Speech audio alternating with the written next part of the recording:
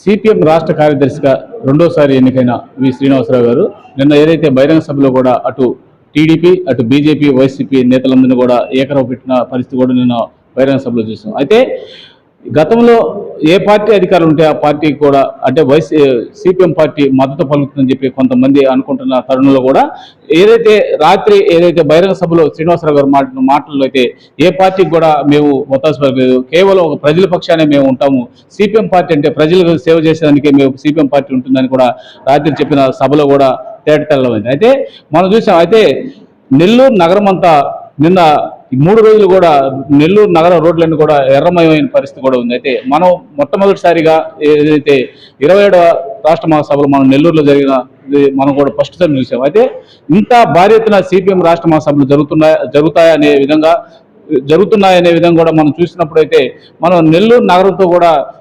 నెల్లూరు నగరాన్ని రాష్ట్ర వ్యాప్తంగా ఒక చూసిన పరిస్థితి కూడా నిన్న నెల్లూరు నగరంలో ఉంది. అయితే ఇక్కడ రెండోసారి రాష్ట్ర కార్యదర్శి ఎన్నికైన శ్రీనివాసరావు గారు ఉన్నారు. శ్రీనివాసరావు గారిని అడిగి కూడా మనం తెలుసుకుందాం. సార్, ఏదైతే మీరు గత 3 సంవత్సరాలు కూడా సిపిఎం రాష్ట్ర కార్యదర్శి ఉన్నారు. అయితే అప్పుడు వైసీపీ ప్రభుత్వం ఉంది. అయితే అప్పుడు కొంత వైసీపీ ప్రభుత్వానికి సిపిఎం పార్టీ మద్దతు పలుకుతుందనే కొంతమంది కూడా అనుకున్న పరిస్థితి కూడా ఉంది. అయితే తర్వాత ఏదైతే రాజకీయ పరిణామాల్లో జరిగాయో రాజకీయ పరిణామం తర్వాత ప్రభుత్వం మారి టీడీపీ అధికారంలో వచ్చింది. టీడీపీ అధికారంలో వచ్చిన తర్వాత టీడీపీతో కొంత సఖ్యతగా ఉన్నప్పటికీ కూడా ఏదైతే ఉమ్మడిగా అటు బీజేపీ జనసేన కలిసి టీడీపీ పొత్తు ఉన్న తరుణంలో కూడా సిపిఎం పార్టీ కూడా కొంత వెనకడుగేసిన పరిస్థితి కూడా ఉంది. అయితే ఇప్పుడు ఏదైతే ప్రజల కోసం మీరు ఎలాంటి ప్రణాళికలు చేస్తారు? ఒకటి, గత ప్రభుత్వ హయాంలో మేము ఏ ఎన్నికల్లో వైఎస్ఆర్తో కలవలేదు, ఏ ఎన్నికల్లో బలపరచడం కూడా లేదు వాళ్ళ క్యాండిడేట్స్ని. మేము స్వతంత్రంగా మన జనరల్ ఎన్నికలు కానీ అంతకుముందు జరిగినటువంటి ఎమ్మెల్సీ ఎన్నికలు కావచ్చు, లోకల్ బాడీ కావచ్చు, అన్నింటిలో మేము స్వతంత్రంగా పోటీ చేసాం. మొదటిది. రెండోది, మేము చేసిన ఉద్యమాలు ఎవరు చేయలేదు. తెలుగుదేశం వాళ్ళు ప్రెస్ కాన్ఫరెన్స్లు పెట్టడం, టీవీ డిబేట్లు అరవటం తప్ప వాళ్ళు పోరాడింది ఏంటి చెప్పాలంటే ఒక పోరాటం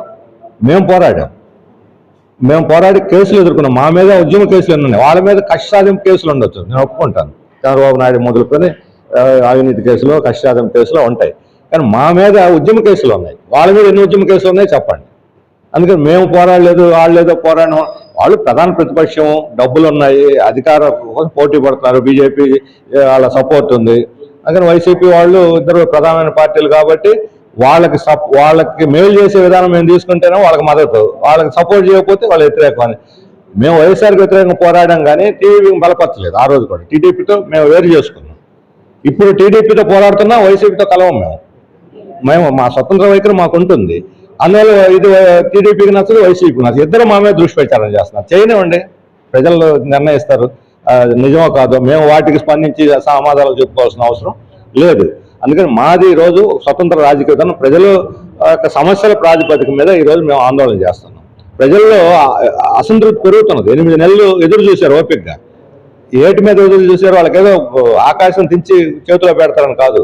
చంద్రబాబు నాయుడు ఇచ్చినటువంటి ఎన్నికల వాగ్దానాలని సూపర్ 6తో సహా అమలు జరిపితే మనకేదో ఆదాయాలు పెరుగుతాయి, కాస్త మేలు జరుగుతుందని ప్రజలు ఎదురు చూస్తున్నటువంటి తరుణంలో వాటిని అమలు చేయకుండా వాయిదా వేసుకుంటూ కాలయాపన చేస్తూ కమిటీలు పెట్టేస్తూ విజన్ 2047 చాలా గొప్పది, అప్పటిదాకా ఆగండి, నేను P3 తీసేసి P4 పెట్టాను, అందులో పీపుల్ ఉన్నారు, ఆ పీపుల్ చూసి సంతోషించని అన్నారు. ఆ విజన్ 2047లో P3 అంటేనేమో ప్రభుత్వ ఆస్తులను ప్రైవేట్ పరం చేయడం, P4 అంటే ప్రజల ఆస్తులను ప్రైవేట్ పరం చేయడం. తేడా అంతే. ప్రజలను దోచుకోవడానికే ప్రజలు అక్కడ. అందుకని ఇది స్పష్టంగా కనిపిస్తుంది. ఆ విధానం అమల్లోనే కనిపిస్తుంది. ఏదో మేము విమర్శ కోసం విమర్శ చేయటం కాదు, కార్పొరేట్లకు అనుకూలంగా చేస్తున్నారు. అందుకనే ప్రజలకు అసంతృప్తి పెరుగుతుంది, వేగంగా కూడా పెరుగుతుంది. అంటే టీడీపీ ప్రభుత్వం ఎన్నికల మేనిఫెస్టోలో కానీ ఎన్నికల ప్రచారంలో కూడా కరెంటు ఛార్జీలు పెంచమని చెప్పి పదే చెప్తున్నారు. అయితే ఈ రోజు ఏదైతే ఉందో వామపక్షాలు కానీ అటు వైసీపీ పార్టీ కూడా అందరూ కూడా విద్యుత్ ఛార్జీలు భారీగా పెంచారు. అంటే గతంలో టీడీపీ నేతలు కూడా చెప్తున్నారు, గత వైసీపీ ప్రభుత్వంలో విద్యుత్ ఛార్జీలు పెంచారు, అవి మేము ఇప్పుడు సర్చ్ చేయాల్సిన పరిస్థితి వచ్చిందని చెప్తుంది. ఏమంటారు అసలు దానికి తేడా? గత ప్రభుత్వ హయాంలో పెంచాలి అనే ప్రతిపాదన తప్ప అది నిర్ణయం జరగల. వాళ్ళు పెండింగ్లో పెట్టుకున్నారు. నువ్వు కూడా పెండింగ్లో పెట్టు. వాళ్ళు చేయని పని నువ్వు చేయటానిక నేను ఎన్నుకుంది. మా ప్రశ్న అది. ఇప్పుడు వాళ్ళని ఓడించారు జనం. నేను ఛార్జీలు తగ్గిస్తాను, వీలైతే పెంచను అని అంత హామీ ఇచ్చావు. ఈయన అధికారంలోకి వస్తే పెంచడు, ఛార్జీలు ఇంకా వీలైతే తగ్గిస్తానన్నాడు కాబట్టి ఓటేశారు. ఇప్పుడు వచ్చి వాళ్ళు పెంచమన్నారు అందుకని నేను పెంచానంటే మరి వాళ్ళు చేయమన్న పనులన్నీ చేసి ఇంకెందుకు వాళ్ళు సెక్యూ ఒప్పందం చేసుకున్నారు దానితో నువ్వు దాన్ని కంటిన్యూ చేస్తున్నావు. దాన్ని రద్దు చేసి ఛార్జీలు తగ్గిస్తామని కదా మీరు అధికారంలోకి వచ్చింది, ఇప్పుడు ఛార్జీలు పెంచుతామంటున్నావు. ఏంటి తేడా? ప్రజలు అనుకుంటున్నారు ఏ రాయితే పళ్ళు కొట్టుకోవడానికి ఇప్పుడు జగన్మోహన్ రెడ్డి ప్రభుత్వం చేసింది ఈయన కూడా చేస్తున్నాడు దొందు అని అనుకుంటున్నారు. మేమంటాం కాదు, జనం అంటున్నారు. 5 సంవత్సరాలు జగన్మోహన్ రెడ్డి రాజధానిని కూడా నిర్వహణ చేశారు. టీడీపీ ప్రభుత్వం అధికారంలోకి వచ్చిన తర్వాత రాజధాని పరుగులు పెడుతున్నట్టు వాస్తవానా? రాజధాని పేపర్లో పరుగులు పెడుతున్నది, అక్కడేం కదలకి లేదు. ఎవరైనా పోయి చూసి నేరుగా చేస్తే వస్తుంది. అందుకని నిధులు ఇప్పుడు 15,000 కోట్లు కేంద్రం ఇచ్చింది అన్నారు. కేంద్రం ప్రపంచ బ్యాంక్ అప్పు ఇచ్చింది. అప్పు ఎవరు తీరుస్తారో కూడా చెప్పలే. 50 ఏళ్ల పాటు ఉంటుంది. మన ఖాతాలో కేంద్రం తీరుస్తుంది. అంటే మనకు ఇవ్వాల్సిన దాంట్లో కోత పెట్టి వాళ్ళు తీరుస్తారు. మేము చెప్పేది ఏంటంటే ఈ 5 ఏళ్లలో సెక్రటేరియట్, సచివాలయం అంటే మన కమిషనరేటు, డైరెక్టరేట్లు, అసెంబ్లీ, హైకోర్టు వీటి వరకు అక్కడ కట్టేసుకుంటే భవనాలు చాలా తక్కువ ఖర్చులో తక్కువ కాలంలో అయిపోతుంది. తద్వారా పరిపాలన సజావుతుంది. నెక్స్ట్ ఎవరు వచ్చినా దాని వల్ల మార్చడానికి వీలు లేకుండా పోతుంది. భారీ ప్రణాళికలు వేసి భారీ మాటలతోటి జనాన్ని మభ్యపెట్టడం తప్ప ఈరోజు 2014-15 లాంటి పరిస్థితి కూడా లేదు. ఈరోజు ఆర్థిక పరిస్థితి నువ్వే అంటున్నావు అప్పులు అయిపోయినాయి, విధ్వంసం ఖాళీ అయిపోయింది, ఖజానా అని చెబుతూ రాజధాని ఎక్కడి నుంచి కడతావు? ఇక్కడ కాదు. ఇప్పుడు ఈరోజు నిన్న పేపర్లో సర్వే అన్ని పేపర్లు రాస్తున్నాయి కదా, విదేశీ పెట్టుబడులు తరలిపోతున్నాయి, దేశం వదిలిపెట్టి బయటకు వెళ్ళిపోతున్నాయి. ఉన్న పెట్టుబడులు బయటకు వెళ్ళిపోతుంటే వేరే దేశాలకి నీకు ఇటు పెట్టుబడి పెట్టేది ఎవడు? అభివృద్ధి ఏంటి జరిగేది? అందుకని జనాన్ని మోసం చేయడానికి ఈ మాటలు చెబుతున్నారు. నెల్లూరులో ముఖ్యమైన విషయం ఏంటంటే టిక్కో గృహాలు దాదాపు గత టీడీపీ ప్రభుత్వ హయాంలో టిక్కో గృహాలు ఫ్రీగా కట్టిస్తామని చెప్పి చంద్రబాబు నాయుడు గారు ఏదైతుందో దాదాపు 4,500 ఇల్లులు అందరికి పేదలు ఎక్కువ. అంటే ఆ టిక్కో గృహాలు ఏదంటే ఆ పేదలు ఎక్కువ. అలాంటి పేదలకి ఈ రోజు ఏదైతే ఉందో మనం ఈ వైసీపీ ప్రభుత్వం వచ్చిన తర్వాత మేము ఫ్రీగా ఇస్తామని చెప్పారు. అయితే అప్పుడు 5 సంవత్సరాలు, ఇప్పుడు 5 సంవత్సరాలు అయిపోయింది. అలాగే ఈ ప్రభుత్వం ఏదైతే ఉందో ఈ బ్యాంక్ లోన్లు తీసుకొని ఆ టిక్కో గృహాల మీద బ్యాంక్ లోన్లు తీసుకొని వైసీపీ ప్రభుత్వం తీసుకున్నారు. ఈ రోజు వాళ్ళకి ఇల్లులు ఇవ్వలేదు, వాళ్ళకి స్థలం చూపలేదు, వేయలేదు. కానీ బ్యాంక్ వాళ్ళు వచ్చేసి ఆ లబ్ధిదారులకు వెళ్ళి వాళ్ళని కేసులు పెట్టి వాళ్ళ చేస్తున్న పరిస్థితి. అంటే ఇలాంటి దాని మీద ముఖ్యంగా మీ సిపిఎం పార్టీ ఎలాంటి నిర్ణయం తీసుకుంటారు? టిట్కో ఇళ్ళు నెల్లూరులో నేను కూడా సందర్శించాను. 2 సార్లు 3 సార్లు కూడా వెళ్ళి చూసి వచ్చాం. మా వాళ్ళు చాలా పెద్ద ఎత్తున ఆందోళన కూడా చేశారు. ఇవి డబ్బులు కట్టి బ్యాంకు లోన్లు తీసుకున్న వాళ్ళకి నోటీసులు కూడా వచ్చినాయి. ఇల్లు స్వాధీనం చేయకుండా నోటీసులు వచ్చినాయి. అవన్నీ కూడా వాటి నాణ్యత కూడా పడిపోయింది. ఇలాంటి స్థితిలో తక్షణం ఇప్పుడు వాళ్ళ జగన్మోహన్ రెడ్డి వాటిని నిర్లక్ష్యం చేసి అంటే మీరు కట్టించినారు కాబట్టి మీ మీద ద్వేషంతో ఆయన నిర్లక్ష్యం చేసి ఉండొచ్చు. ఇప్పుడు మీరు కదా మీరు ఓన్ చేసుకుని వెంటనే ఎవరు హ్యాండ్ అవుట్ చేసి బ్యాంక్ రుణాలను రద్దు చేస్తే ఈ సమస్య పరిష్కారం అవుతుంది. ఆ బ్యాంక్ రుణాలని ప్రభుత్వమే కట్టి టిట్కో ఇళ్ళని లబ్ధిదారులు హ్యాండ్ ఓవర్ చేయాలనేది మా డిమాండ్. చివరిగా ఏంటంటే ఇప్పుడు నిన్న మనం బహిరంగ సభ చూసాం. అయితే 3 రోజులు కూడా సిపిఎం పార్టీకి సంబంధించిన నాయకులు కానీ కార్యకర్తలు వేలాదిగా పాల్గొన్నారు.